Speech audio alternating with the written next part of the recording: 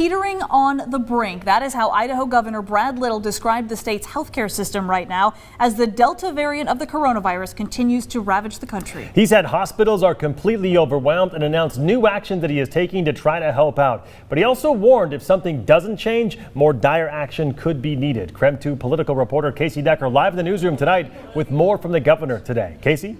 Well, Mark Whitney, today the governor revealed in the entire state of Idaho, there are only 4 vacant standard ICU beds, and overflow beds that were just created outside of the normal system, they're already also filling up. Little said the system just isn't built for such a huge, sustained crisis, saying staff have been overworked for months. So he announced some new measures aimed at helping them. First, he is remobilizing the National Guard. 150 guardsmen will help medical staff, primarily with logistics. Second, 200 federal workers will come to Idaho to help, both with administrative duties and medicine. And finally, a special 20-person medical response team from the Pentagon will be coming to North Idaho. Little singled out our region of the state as an area most in need of help, in part because vaccine rates are so low here.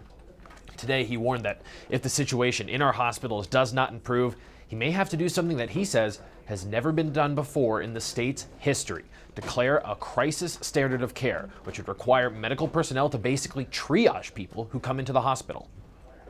Idahoans in need of health care could receive a lesser standard of care or may be turned away altogether. In essence, someone would have to decide who can be treated and who cannot. This affects all of us, not just patients with COVID-19. We cannot allow that to happen until we've done all we can to address the crisis playing out in our hospitals. We're pulling out all of the stops. But the governor also said the single most important thing that can be done: improving vaccination rates. Nearly every single new COVID case, hospitalization, and death in Idaho this year was someone who was unvaccinated.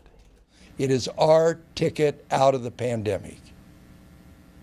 There are many of our family members, neighbors, and friends who are on the fence about getting the vaccine or have just been putting it off.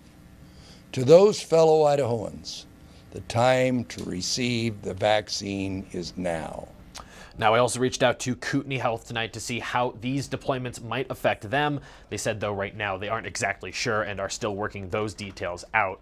But just recently, a few days ago, Panhandle Health District told us that the demobilization of the National Guard earlier this year was a big loss of labor and a significant stressor on their system, so surely having them back will be welcome. In the newsroom tonight, Casey Decker, KREM 2 News. Casey, thank you very much. Meantime, while North Idaho has not released their latest coronavirus numbers today, Spokane Regional Health District is reporting a staggering amount of hospitalizations yet again, and things are not looking any better here. In total, 221 people are hospitalized in the county due to the coronavirus. That's according to the health district. 292 new cases also reported today alone, and 3 new deaths were reported as well.